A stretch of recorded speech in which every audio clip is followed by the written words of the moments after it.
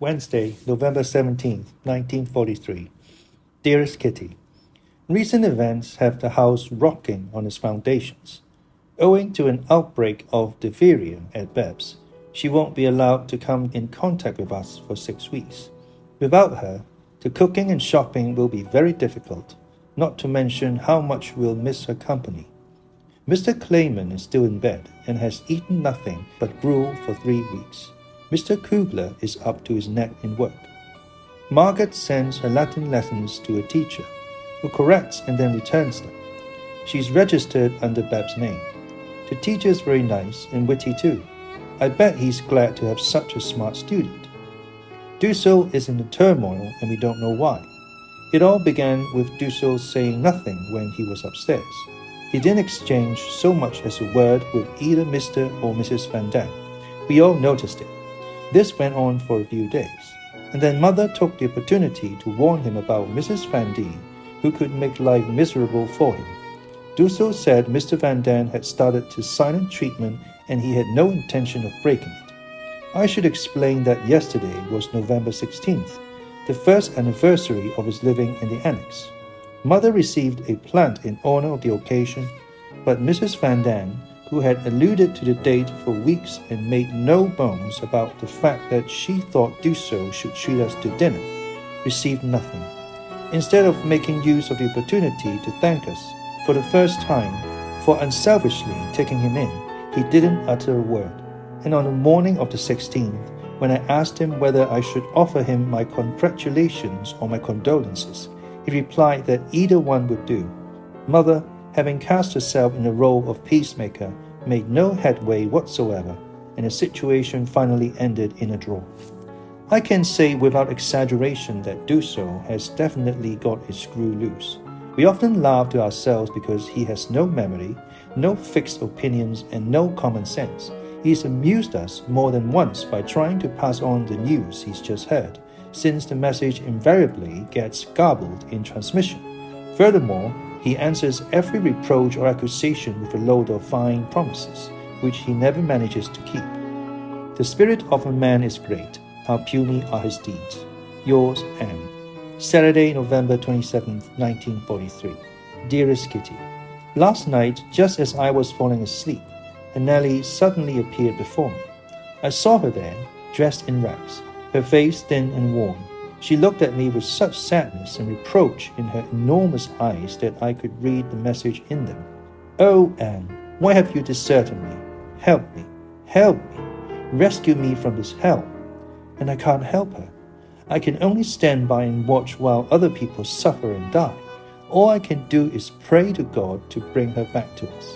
I saw her, Nellie, and no one else, and I understood why. I misjudged her. Wasn't mature enough to understand how difficult it was for her. She was devoted to her girlfriend, and it must have seemed as though I were trying to take her away. The poor thing. I must have felt awful. I know, because I recognized the feeling in myself. I had an occasional flash of understanding, but then got selfishly wrapped up again in my own problems and pleasures. It was mean of me to treat her that way, and now she was looking at me, oh so helplessly, with her pale face and beseeching eyes. If only I could help her. Dear God, I have everything I could wish for, while fate has her in its deadly clutches. She was as devout as I am, maybe even more so, and she too wanted to do what was right. But then why have I been chosen to live, while she's probably going to die? What's the difference between us? Why are we now so far apart? To be honest, I hadn't thought of her for months. No, for at least a year. I hadn't forgotten her entirely, and yet it wasn't until I saw her before me that I thought of all her suffering. Oh, Nellie, I thought that if you live to the end of the war and return to us, I'll be able to take you in and make up for the wrong I've done you. But even if I were ever in a position to help, she won't need it more than she does now. I wonder if she ever thinks of me and what she's feeling. The merciful God comfort her, so that at least she won't be alone. Oh, if only you could tell her I'm thinking of her with compassion and love, it might help her go on. I've got to stop dwelling on this. It won't get me anywhere. I keep seeing her enormous eyes, and they haunt me. Does Hanneli really and truly believe in God, or has religion merely been foisted upon her? I don't even know that. I never took the trouble to ask. Hanneli, if only I could take you away. If only I could share everything I have with you. It's too late. I can't help or undo the wrong I've done, but I'll never forget her again, and I'll always pray for her. Yours, Anne. Monday, December 6th, 1943. Dearest Kitty, the closer it got to St. Nicholas Day, the more we all thought back to last year's festively decorated basket. More than anyone, I thought it would be terrible to skip a celebration this year. After long deliberation, I finally came up with an idea, something funny. I consulted Pim, and a week ago we set to work writing a verse for each person.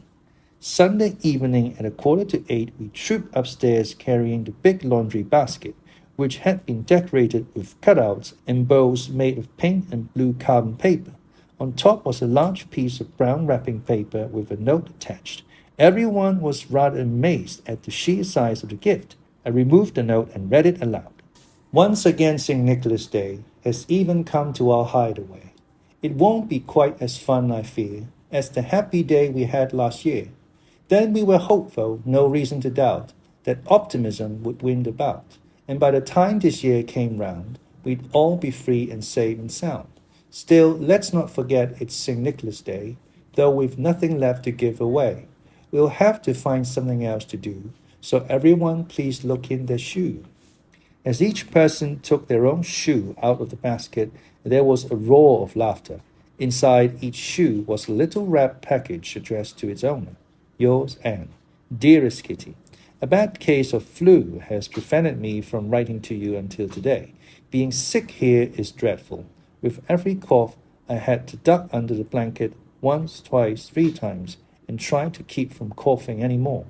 Most of the time, the tickle refused to go away, so I had to drink milk with honey, sugar, or cough drops.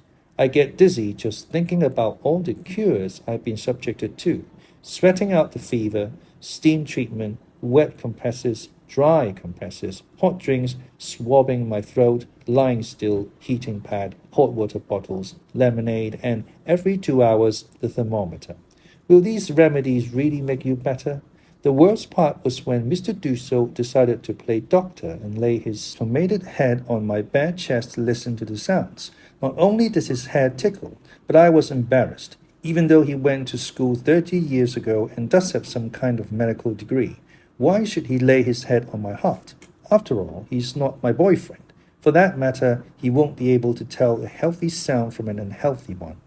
He'd have to have his ears cleaned first, since he's becoming alarmingly hard of hearing.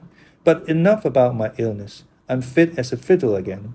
I've grown almost half an inch and gained 2 pounds. I'm pale, but itching to get back to my books. By way of exception, we're all getting on well together. No squabbles, though that probably won't last long. There hasn't been such peace and quiet in this house for at least 6 months. Beb is still in isolation, but any day now her sister will no longer be contagious. For Christmas, we're getting extra cooking oil, candy, and molasses. For Hanukkah, Mr. Dussault gave Mrs. Van Daan and Mother a beautiful cake which he'd asked Miep to bake, on top of all the work she has to do. Margaret and I received a brooch made up of a penny, all bright and shiny. I can't really describe it, but it's lovely.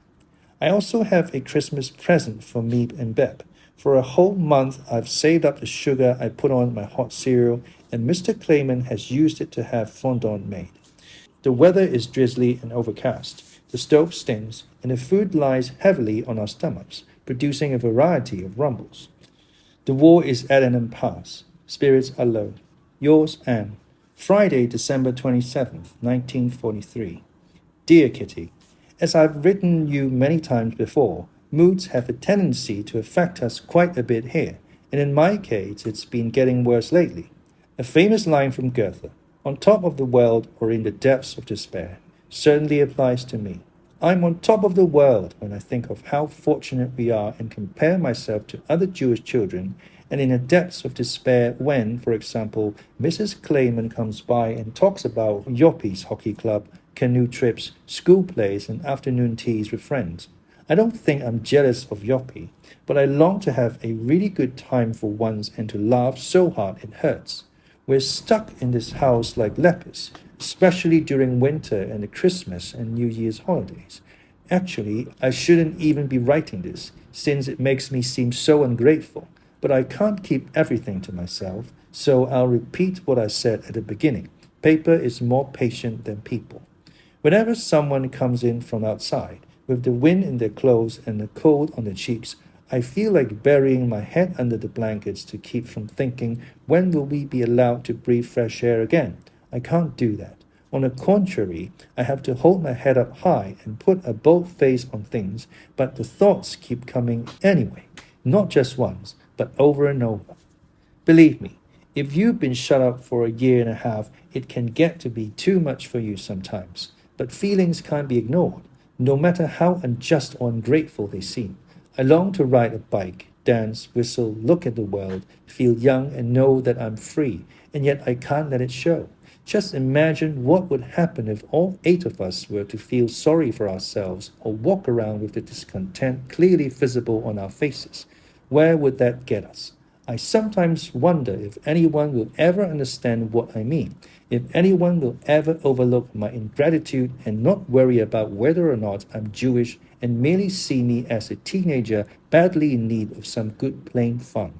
I don't know, and I won't be able to talk about it with anyone, since I'm sure I'd start to cry. Crying can bring relief, as long as you don't cry alone. Despite all my theories and efforts, I miss every day and every hour of the day having a mother who understands me. That's why with everything I do and write, I imagine the kind of mom I'd like to be to my children later on, the kind of mom who doesn't take everything people say too seriously, and who does take me seriously. I find it difficult to describe what I mean, but the word mom says it all. Do you know what I've come up with? In order to give me the feeling of calling my mother something that sounds like mom, I often call her Mumsy. Sometimes I shorten it to Mums, an imperfect mom. I wish I could honor her by removing the S. It's a good thing she doesn't realize this, since it would only make her unhappy. Well, that's enough of that. My writing has raised me somewhat from the depths of despair. Yours, Anne. It's the day after Christmas, and I can't help thinking about Pim and the story he told me this last year. I didn't understand the meaning of his words then as well as I do now. If only he'd bring it up again, I might be able to show him I understood what he meant. I think Pim told me because he, who knows the intimate secrets of so many others, needed to express his own feelings for once. Pim never talks about himself, and I don't think Margaret has any inkling of what he's been through. Poor Pim. He can't fool me into thinking he's forgotten that girl. He never will. It's made him very accommodating, since he's not blind to mother's faults. I hope I'm going to be a little like him, without having to go through what he has. Anne. Monday, December 27th, 1943. Friday evening, for the first time in my life, I received a Christmas present. Mr. Clayman, Mr. Kugler, and the girls had prepared a wonderful surprise for us. Mead made a delicious Christmas cake with Peace 1944 written on top, and Beth provided a batch of cookies that was up to pre-war standards. That was a jar of yogurt for Peter, Margaret, and me, and a bottle of beer for each of the adults. And once again, everything was wrapped so nicely with pretty pictures glued to the packages. For the rest, the holidays passed by quickly for us. Anne. Wednesday, December 29, 1943. I was very sad again last night. Grandma and Hanneli came to me once more. Grandma, oh my sweet Grandma, how little we understood what she suffered, how kind she always was, and what an interest she took in everything that concerned us. And to think that all that time she was carefully guarding her terrible secret. Grandma was always so loyal and good. She would never have let any of us down. Whatever happened, no matter how much I misbehaved, Grandma always stuck up for me. Grandma, did you love me, or did you not understand me either? I don't know. How lonely Grandma must have been, in spite of us. You can be lonely even when you've loved by many people, since you're still not anybody's one and only. And Hanneli, is she still alive? What she's doing? Dear God, watch over her and bring her back to us. Hanneli, you're a reminder of what my fate might have been.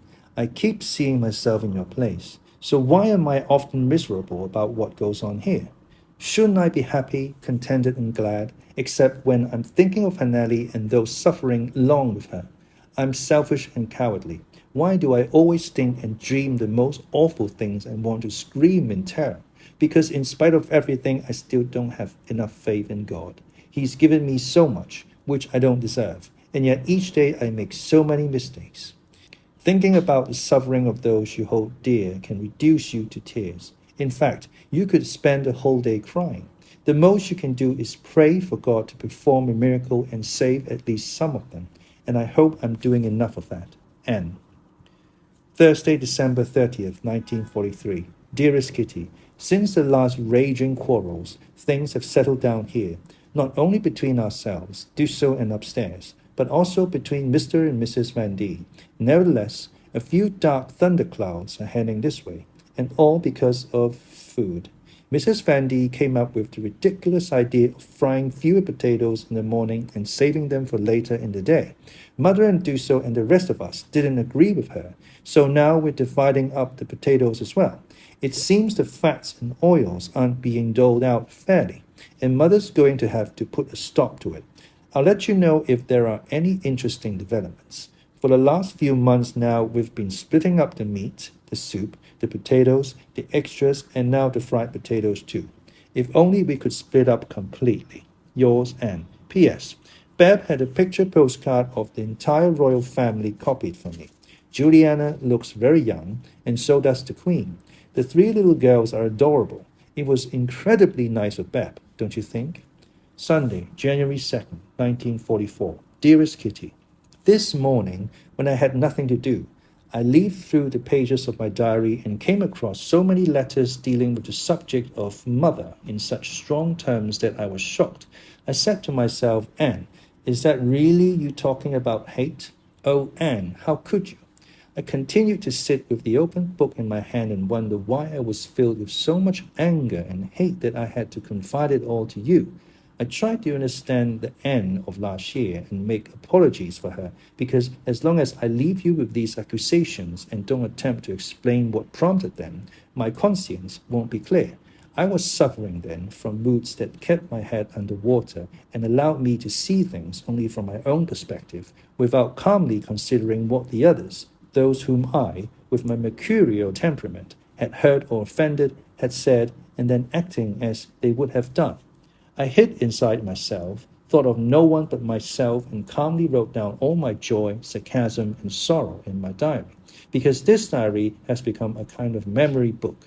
It seems a great deal to me, but I could easily write over and done with on many of its pages.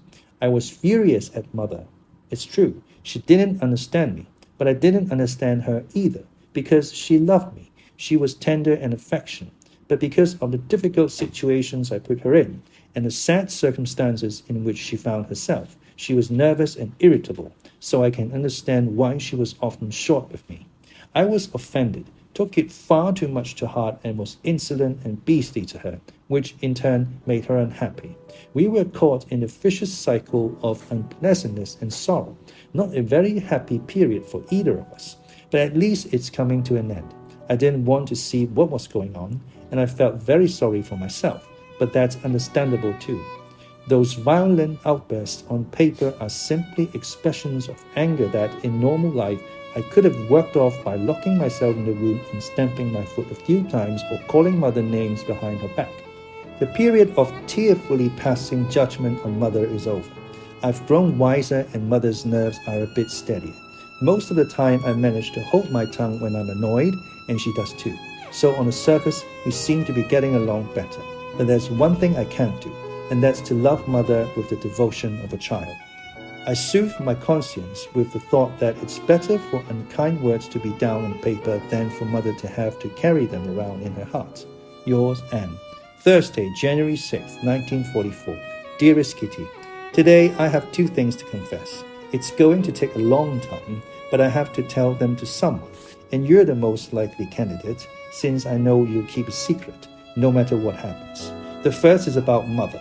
As you know, I've frequently complained about her and then tried my best to be nice. I've suddenly realized what's wrong with her. Mother has said that she sees us more as friends than as daughters, That's all very nice, of course, except that a friend can't take the place of a mother. I need my mother to set a good example and be a person I can respect. But in most matters, she's an example of what not to do.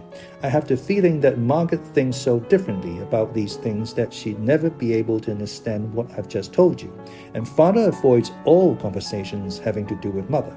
I imagine a mother as a woman who, first and foremost, possesses a great deal of tact, especially toward her adolescent children, and not one who, like Mumsy, pokes fun at me when I cry, not because I'm in pain, but because of other things.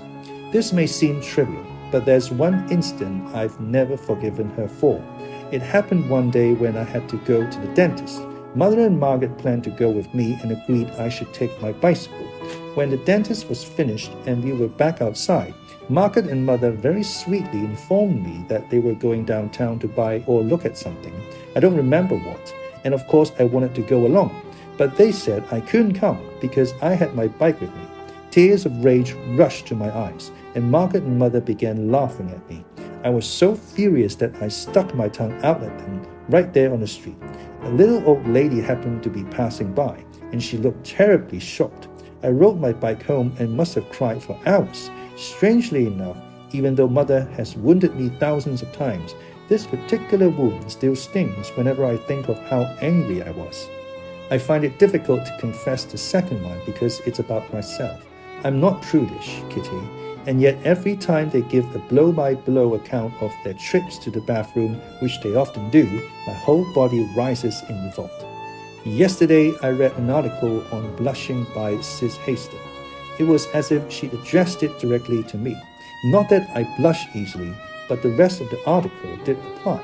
What she basically says is that during puberty, girls withdraw into themselves and begin thinking about the wondrous changes taking place in their bodies. I feel that too, which probably accounts for my recent embarrassment over Margaret, Mother and Father. On the other hand, Margaret is a lot shyer than I am, and yet she's not in the least embarrassed. I think that what's happening to me is so wonderful, and I don't just mean the changes taking place on the outside of my body, but also those on the inside. I never discuss myself or any of these things with others, which is why I have to talk about them to myself. Whenever I get my period, I have the feeling that in spite of all the pain, discomfort, and mess, I'm carrying around a sweet secret. So even though it's a nuisance, in a certain way, I'm always looking forward to the time when I'll feel that secret inside me once again. Sis Hester also writes that girls my age feel very insecure about themselves and are just beginning to discover that they're individuals with their own ideas, thoughts, and habits. I just turned 13 when I came here, so I started thinking about myself and realized that I've become an independent person sooner than most girls.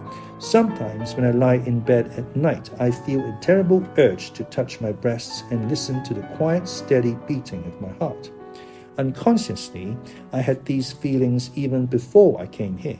Once when I was spending the night at Jack's, I could no longer restrain my curiosity about her body, which she'd always hidden from me and which I'd never seen.